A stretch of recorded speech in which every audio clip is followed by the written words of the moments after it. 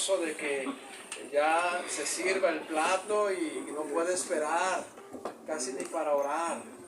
Queremos ya comer con un apetito que disfrutamos aquella comida. Así prepárese para ir a la palabra y disfrute lo que el Señor tiene para hoy para nosotros. Así que vaya, por favor, vamos a ver el día de hoy, hermanos. Quiero compartir una bendición en la palabra del Señor que el Señor me ha dado. Estas semanas, una semana y media que estoy llevando estudio de los salmos, en mi devocional personal, estamos llevando los salmos. Y hermano, me he deleitado en los salmos de formas que no había ocurrido en estos pasajes, y ha sido tan alentador, tan delicioso. Y bueno, estaba pensando, ¿cuál salmo puedo compartir con mis hermanos? Bueno, voy a compartir esta tarde el Salmo 15, un salmo precioso que seguramente ha leído muchas veces, pero que necesitamos consumirlo de una forma preparada para nuestras almas, que sea digerible. Y vamos entonces a ir 15. Es que fuerte. 15. Salmo 15. Muy bien. Vaya ahí, por favor, y vamos a ir viendo este salmo de tal manera que podamos ver cada salmo, hermanos. Dicho sea de paso, cada salmo está, Salmo 15, cada salmo está dividido en estrofas porque son cantos. Y eso es algo que debemos aprender a hacer cuando vamos a estudiar o a leer un salmo. Identificar cuáles son las estrofas. Eso va a ser más entendible para nosotros cuando lo leemos así, que cuando lo leemos sin pensar que tiene estrofas. Tiene estrofas. Y cada estrofa, igual que un himno, que un coro, tiene un tema específico que suma al tema de todo el canto o del himno. Entonces, así son los salmos. Pero además de solamente tener estrofas y estar divididos a veces en rima, de forma de rima, tiene doctrina. Y eso es lo hermoso de los salmos. Entonces, hay algo que podemos aprender allí que nutre el alma, que glorifica a Dios en una forma poética, a veces de canto, porque los salmos también se pueden cantar, pero se pueden estudiar porque son la palabra de Dios. Así que vamos al Salmo 15 y vamos a ver la primera estrofa, que realmente tiene 3 estrofas. Tiene 3 estrofas, 2 muy cortas. La primera estrofa es el versículo 1. La segunda estrofa es del 2 al 5, la primera parte, o sea, del 5, si le quieren ver así. La última parte del 5 es la tercera estrofa. Y vamos a verlo entonces cómo está organizado, y vamos a aprender aquí algo que el Señor quiere que consideremos. Empezamos en la primera estrofa, versículo 1. Señor, ¿quién habitará en tu tabernáculo? ¿Quién morará en tu santo nombre, en tu santo monte? Es una pregunta que debemos nosotros de reflexionar. Pero antes de ello, vamos a orar para pedirle al Señor que nos ayude a entender este salmo. Padre, te ruego específicamente por este salmo, que tú nos ayudes a entenderlo para nuestras almas, para nuestras vidas de forma muy personal, que podamos ser alimentados, edificados y fortalecidos en las áreas débiles de nuestra vida. Tú conoces cuán raquítimos estamos en algunas áreas y necesitamos la nutrición de tu palabra. Te ruego que tú llenes a cada alma necesitada en esta tarde, en las formas que tú solo sabes y puedes hacerlo. Te pido que en tu gracia me tomes como un instrumento y que yo mismo sea edificado con tu palabra, en el nombre de Cristo. Amén. Señor, ¿quién habitará en tu tabernáculo? ¿Quién morará en tu santo monte? La primera pregunta que debemos de responder aquí es este quién. porque es una pregunta retórica, es decir, no es que el Señor no sepa la respuesta, no es que el salmista no sepa la respuesta, es que es una forma de hacernos reflexionar para que nos demos cuenta de que no es tan sencillo como nosotros pensamos, que no es tan simple, ¿no? Que nosotros a veces minimizamos quiénes pueden entrar al santo monte, al santo templo. Pero hace la pregunta para que hagamos un alto y digamos, a ver, espérate, ¿tú sabes quiénes son los que habitarán en el tabernáculo? ¿Tú has considerado quién morará en tu santo nombre? Hablando de la presencia de Dios. ¿Quién? La primera pregunta que tenemos que respondernos es ¿quién? Y la respuesta implícita es, en primer lugar, no cualquiera, no todos, no el que lo quiera hacer en sus propias formas, en sus propios medios, no el que nosotros traigamos simplemente, no es cualquiera. ¿Quién nos hace pensar que hay que escudriñar según lo que Dios dice? No es aquel que dice, bueno, pues hoy sí y mañana no, cuando yo pueda, cuando yo quiera y como yo me dé a entender. No, ¿quién habitará en tu tabernáculo? Es que hay un contraste aquí, hermanos. Ese quién hace alusión a las personas, a los seres humanos, a los hombres. Habitar en el tabernáculo está haciendo alusión a la presencia de Dios, a su santidad, a su grandeza. Entonces, ¿quién es aquel que puede habitar en tu en tu tabernáculo? Solo aquel que reúne ciertos requisitos. ¿Pero requisitos para qué? ¿Qué tipo de requisitos implica este salmo? ¿De qué está hablando cuando dice en tu tabernáculo, en tu santo monte? Está hablando de la presencia de Dios, está hablando de adorar a este Dios en su presencia. Estas dos imágenes, tabernáculo y santo monte, hablaba de donde Dios descendía, de donde Dios se presentaba, de los encuentros que Dios tuvo con el hombre. ¿Quién habitará en la presencia de Dios? Es lo que está diciendo este primer versículo. ¿Quién habitará en la presencia de Dios? Entonces implica que hay requisitos, que no es cualquiera, que debe de ser aquel adorador genuino, porque estar en la presencia de Dios no tiene otro propósito sino adorar. Estar en la presencia de Dios no tiene otro propósito sino adorar. Nosotros usamos la presencia de Dios para muchas cosas que no son adorar, como pedir nada más, como callar nuestra conciencia, como cumplir con alguien más, como ser vistos por otros. Pero nada de eso vale delante de Dios. Y estos que supuestamente habitan o vienen al monte santo, al tabernáculo del Señor, con otras características que no son las que el Señor pide, realmente no pueden habitar, no pueden morar allí. No se puede estar delante de la presencia del Señor si no es con un deseo o con un propósito genuino de adorar. Por lo tanto, ¿quién habitará en tu tabernáculo y en tu santo monte? Un adorador genuino. Un adorador genuino. ¿Quién es el que debe estar allí? El que realmente el Señor toma en cuenta, del que se agrada, en el que se glorifica.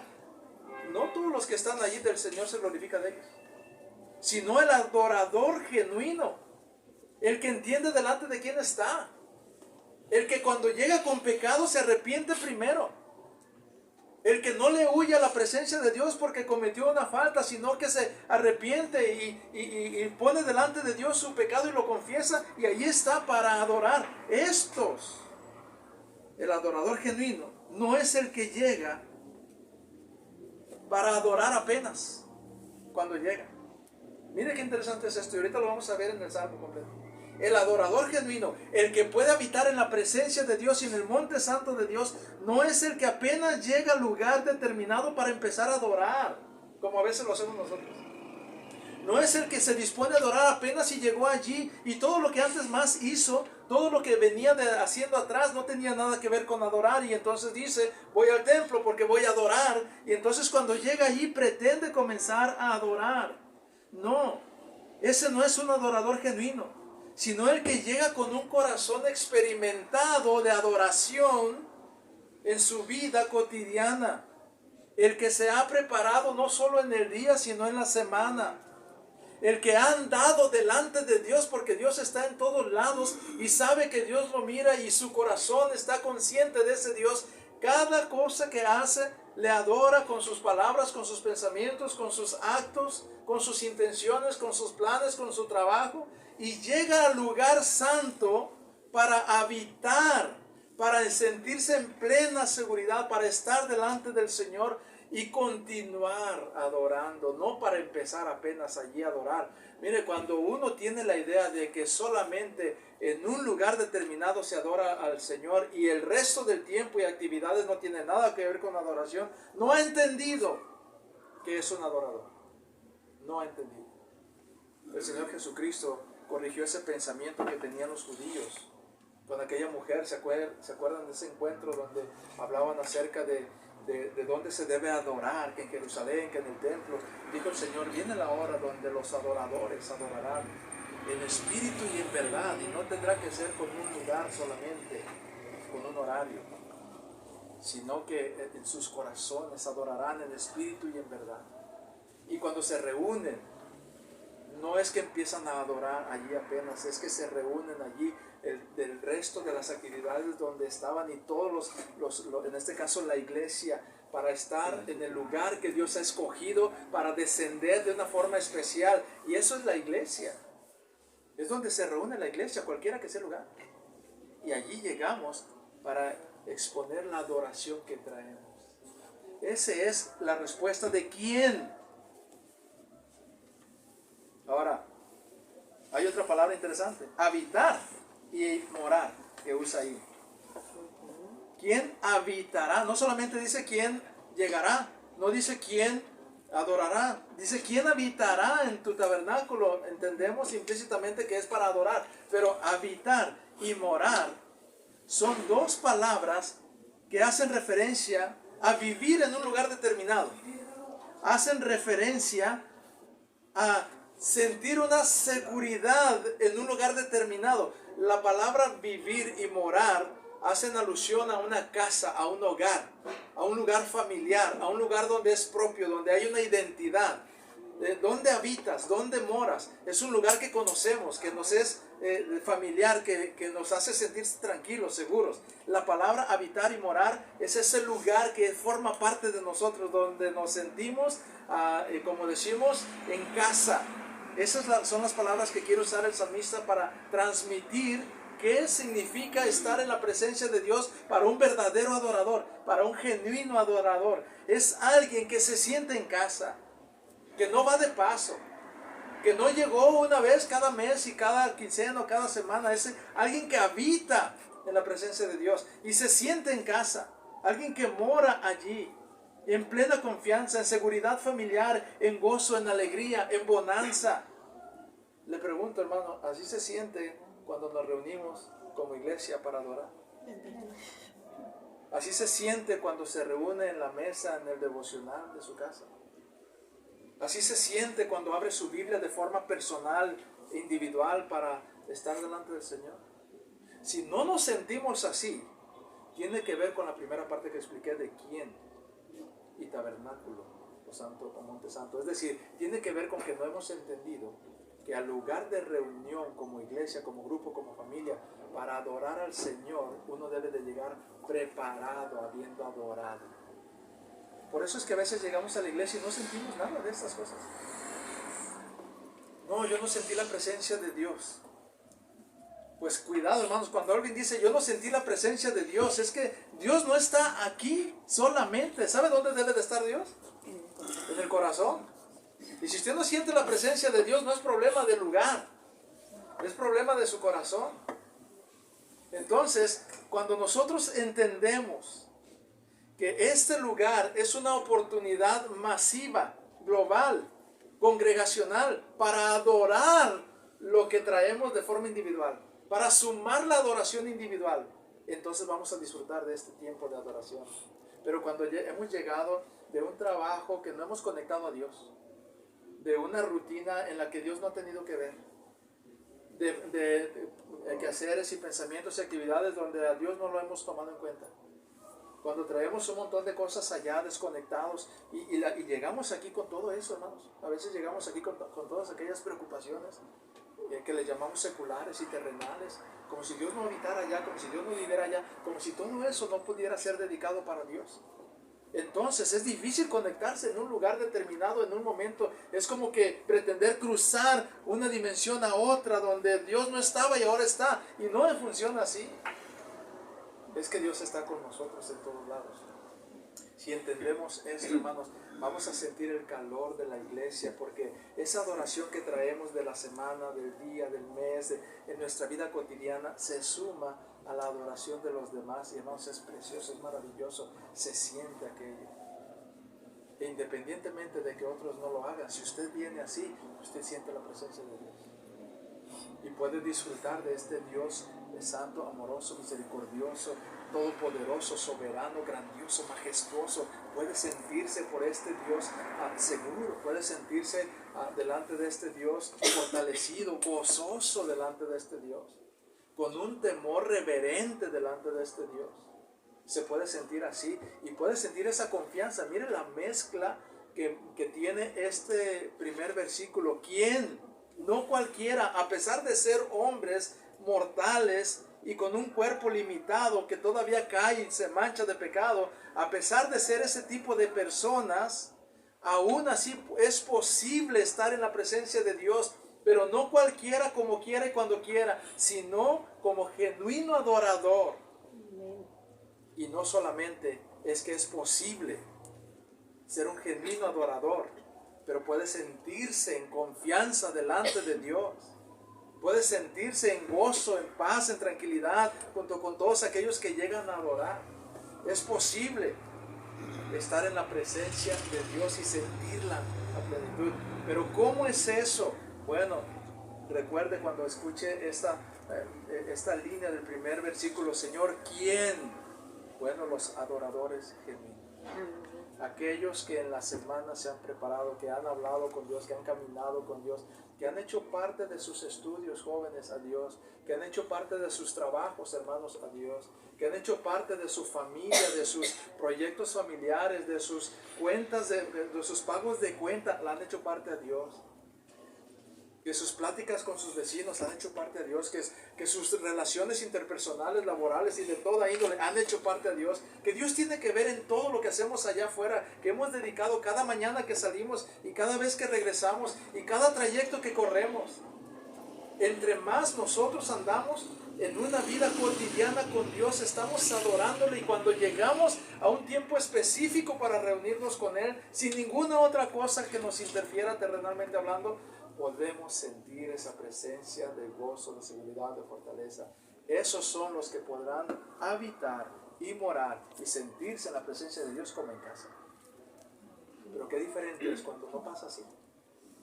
Y hay que evaluarnos, hermanos. Hay quienes están en un lugar como este con las ganas de allá irse. Hay quienes llegan a la iglesia. Yo no entiendo por qué llegaron a la iglesia si se quieren ir bien rápido. Si están incómodos con los cantos, si están incómodos con la predicación, si están pensando en no sé cuántas cosas. Eso le pasa a un cristiano inmaduro o a uno que no es cristiano y piensa que lo es. O a alguien que no anda mal. Pero cuando uno ha entendido que mora el Espíritu Santo en uno, que todo lo que hacemos es para la gloria de Dios, que ha andado en los caminos del Señor, llega a un lugar como este y lo disfruta, se goza. Ahora vea el desglose. Esa es la primera estrofa, que curioso, aunque más pequeñita, para explicaciones más amplias, lo que vamos a usar. Lo que sigue está desglosado, pero es sencillo de entender y vamos a llevarlo en tiempo.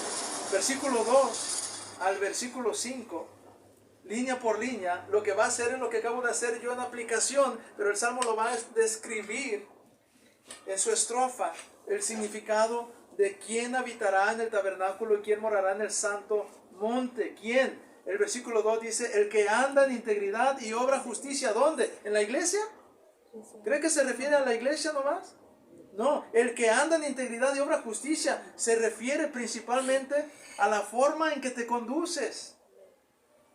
En la familia, en el trabajo, en los negocios, en la escuela, en la diversión, cuando estás solo, cuando estás con gente, en las circunstancias fáciles y difíciles. El que anda, habla de un caminar diario en integridad y obra justicia. Eso se lleva a cabo todos los días cuando nos levantamos y empezamos nuestra jornada hasta que llegamos otra vez a dormir.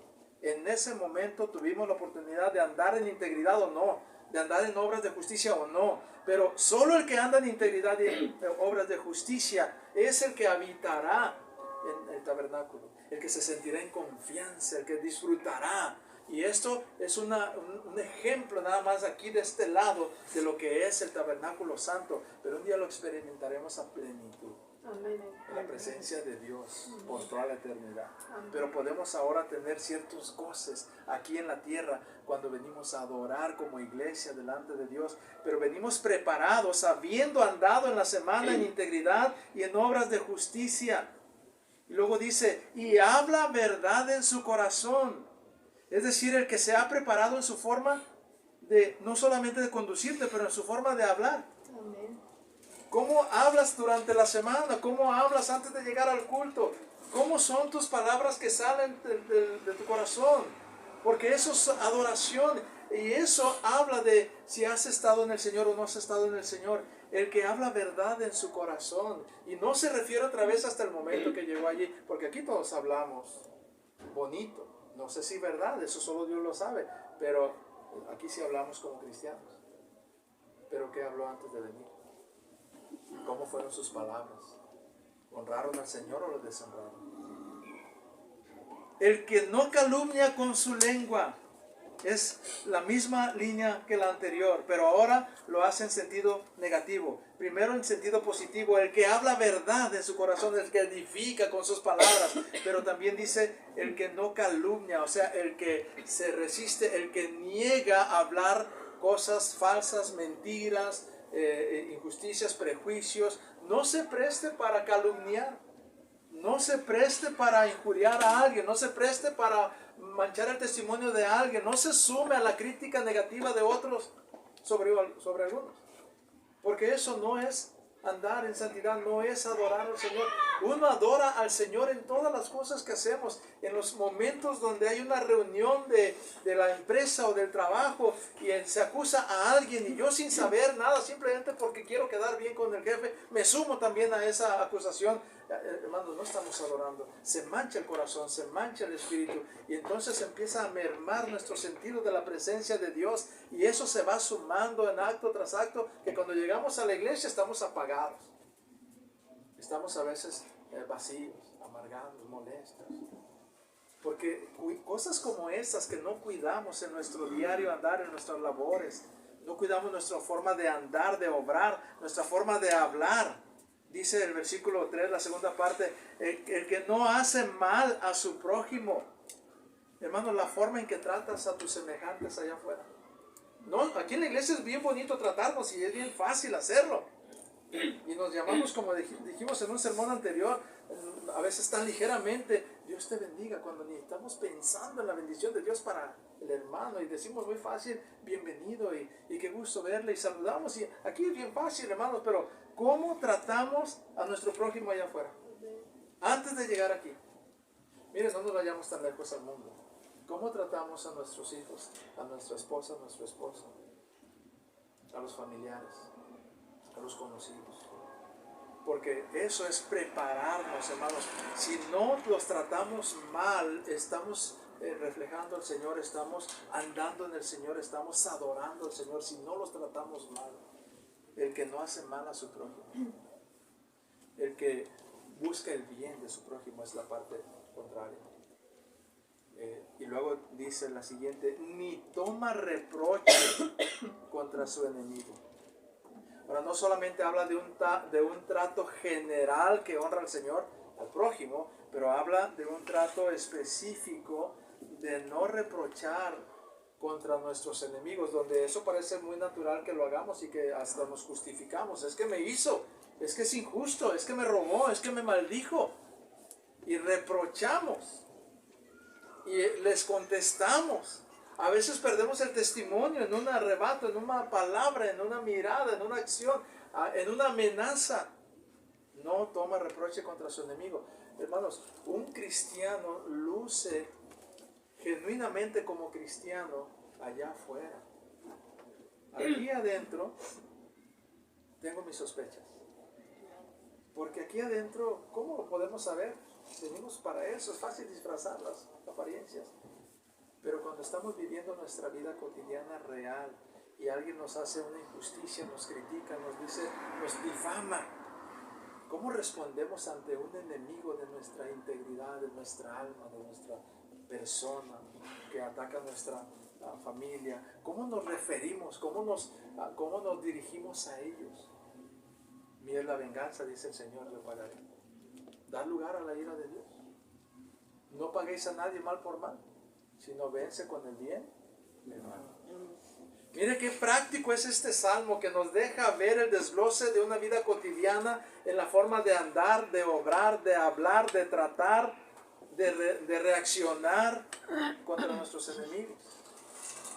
Y note el 4. En la forma en que desprecias el pecado y honras a los piadosos. O sea, ¿qué privilegias tú allá afuera en las relaciones interpersonales? ¿La impiedad, la perversidad, el pecado? ¿O la piedad, la verdad, la honestidad?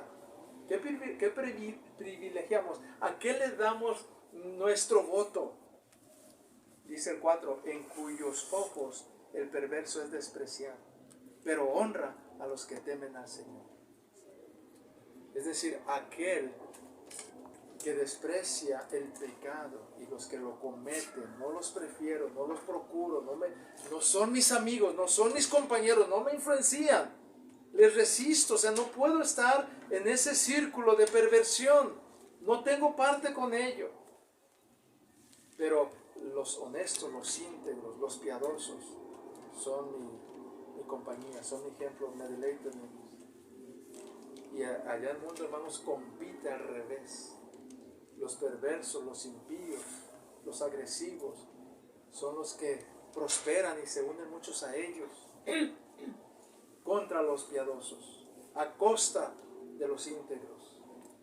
No tome parte con los perversos, honre a los piadosos, vea por ellos, sea parte de ellos, pague el precio con ellos.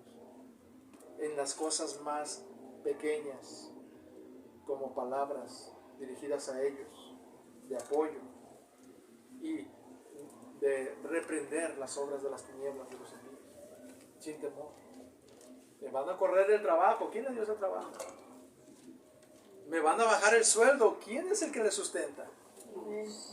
Pero estas cosas necesitamos recordarlas, hermanos, día tras día. Por eso les decía, hermanos, estos salmos han sido tan alentadores, tan edificantes para mí, porque puedo ver cuántas cosas prácticas tienen para el día. Este es el de ayer. El de hoy se lo predico luego. Pero, hermanos, es tan impresionante ver cómo el Señor en su palabra nos deja ver que la vida no es religión, que la vida no es un protocolo, la vida es práctica y es real delante del Señor. Uno puede andar en adoración todo el tiempo y llegar a puntos altos, cumbres de adoración masiva como iglesia, como congregación, cuando se han preparado.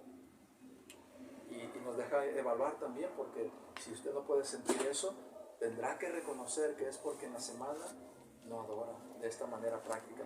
Y es que pensamos que adorar es doblar las rodillas y estar allí repitiendo oraciones, leyendo la Biblia, encerrados en un cuarto. Eso es una forma de adorar, pero no es la única. Y no es la más práctica. Es cuando se vive la palabra. Sí, hay que aprenderla, sí hay que estudiarla, sí hay que memorizarla, pero con un propósito, vivirla. Y el Señor es glorificado cuando la vivimos allá afuera. No solo cuando la aprendemos, cuando la escuchamos. Eso es muy corto. Y sí, Dios es adorado cuando nos deleita escuchar un mensaje, un sermón y decimos amén, gloria a Dios. Dios se deleita en eso, se glorifica. Pero eso se apaga apenas si no la vivimos afuera. Pero si salimos y la vivimos y nos esforzamos y luchamos por aferrarnos a esa palabra, Dios es glorificado. Las personas edificadas y nuestras almas fortalecidas, crecidas espiritualmente. Mire cómo termina la tercera estrofa.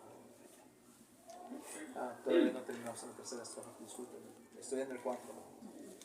El que aún jurando en perjuicio propio no cambia. ¿Qué significa eso?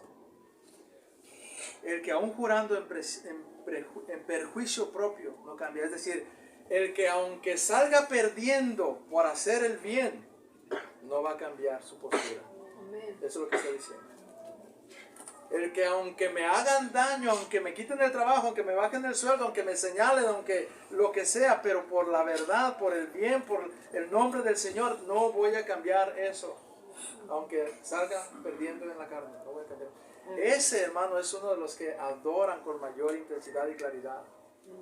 Dice el apóstol Pedro, me parece en el capítulo 3, que cuando nosotros somos vituperados por causa del nombre de Cristo, eso merece honra. Porque qué gloria hay si somos castigados por pecar. Pero cuando haciendo el bien somos vituperados, eso merece honra. Gloria al Señor. Hermanos, no se sienta intimidado y desechado por los hombres como si dependiéramos de ellos. Cuando pasa algo así, siéntase honrado por el Señor que le da la oportunidad de dar la cara por su nombre. De decir, no importa que me bajes el sueldo a mí, esto es injusto. Que lo hagas con todos los trabajadores si quieres hacerlo conmigo, pero no con ellos. No sé qué circunstancia. O no me voy a prestar a esto. No voy a cooperar con aquello. No voy a hablar de esta manera. No voy a decir aquello. No voy a lo que sea que esté en juego el nombre de Dios, aunque perdamos alguna cosa material, no cambia. El que su dinero no da a interés.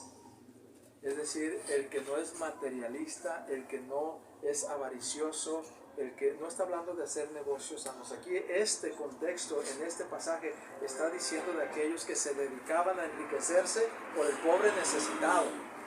Yo te presto ahorita, y hermano, esto sigue sucediendo hoy en día. Eso es un abuso en el mundo. Vea cuántas casas de empeño y lugares de préstamo hay. Impresionante. No sé qué hay más, si Oxxos o casas de empeño. Pero ¿sabe por qué es eso? Porque se lucra con la necesidad. Personas que vienen a dejar sus cosas pensando que las pueden recuperar, la mayoría no las recuperan y terminan perdiendo más de lo que necesitaban, pero por la necesidad ahí van y los intereses son altísimos. Se dedican a eso. Hay cristianos que hacen eso, ¿no? Hay cristianos que hacen eso. Tenemos un llamado a que no vivamos de esa manera como el mundo lo hace. El que su dinero no da a interés. El dinero no se maneja de esa manera. No es la manera de hacernos ricos, no es la manera de sustentarnos, sino por medio del trabajo que Dios provee. Y el trabajo que Dios nos da no solamente es para nosotros, sino también para que comparta con el que tiene necesidad. Eso es lo que dice Gálatas. Ni acepta soborno contra el inocente. En las empresas grandes, y el hermano Gerardo ha compartido muchas veces eso con su servidor, y yo he trabajado en el área que él trabaja, pero en otro lugar, y podemos ver cómo se manejan las empresas en los intereses económicos, abusando del colaborador, del trabajador, para que la empresa se enriquezca, o el jefe, y a veces cristianos que están en esos lugares, en esas áreas claves, son tentados a participar de esa injusticia. No ceda, hermano, no ceda. Y no es que le estoy prometiendo que si usted no cede, el Señor le va a honrar y le va a dar más. Posiblemente lo van a correr. Pero no ceda. Porque nuestra recompensa no es terrenal. Amén. Es eterna en los cielos. Y ya nos la ha dado el Señor por adelantado. Se llama la salvación. Y porque Él me salvó y Él dio su vida por mí y Él pagó por mis pecados, yo debo estar dispuesto a perder mi trabajo por honrarlo. Amén. Pero el Señor, fíjese que aún en eso nos bendice. Pero no nos promete que lo va a hacer cada vez que nosotros nos mantenemos firmes. Lo más grande Él ya lo hizo. Y no debemos servirle a Dios por lo que nos va a dar, sino por lo que ya nos ha dado. Amén. Y eso, hermanos, honra al Señor. Adoramos al Señor de esa manera. No acepta soborno contra el inocente. No vendemos el principio, la palabra, la doctrina, el nombre de Cristo, su testimonio para enriquecernos. Cuando sabemos que algo es injusto, que algo está mal, que algo no se debe de hacer, no nos involucramos en eso.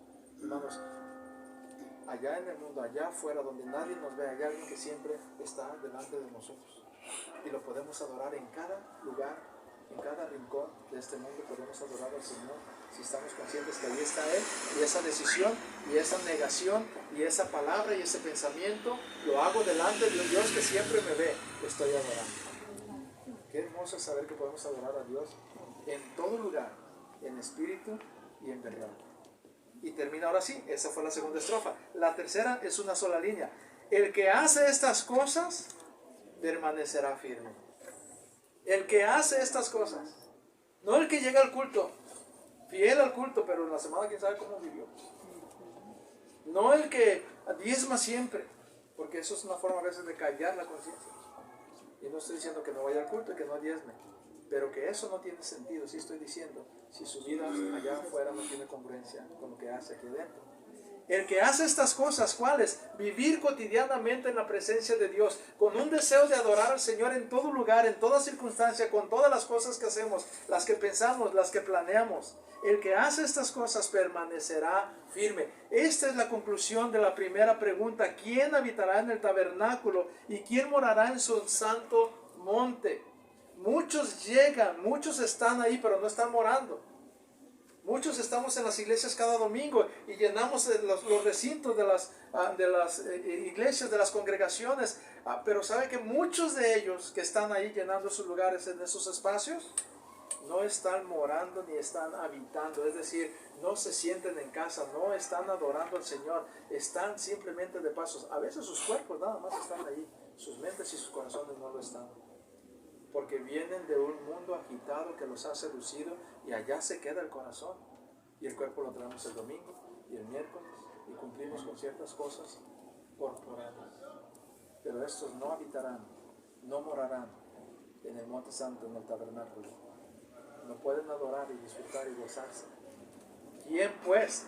El que vive preparándose cotidianamente en la presencia del Señor, adorando con todo lo que hace. El que hace estas cosas permanecerá firme. Cuando usted dice, hermano, ore por mí para que esté firme, muy bien, vamos a orar, sí, se vale, vamos a orar para que esté firme, pero ¿sabe qué vamos a orar? Señor, que sea consciente la hermana que pidió oración para estar firme, que sea consciente de tu presencia todos los días y todas las veces que está allá afuera sirviendo, trabajando, lo que sea consciente de ti, así va a estar firme, así va a estar firme.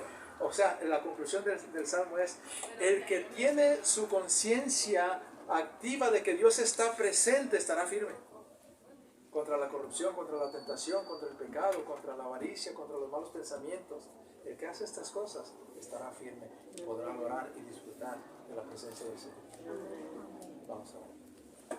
Señor, gracias por esta reflexión de tu palabra en este salmo tan hermoso.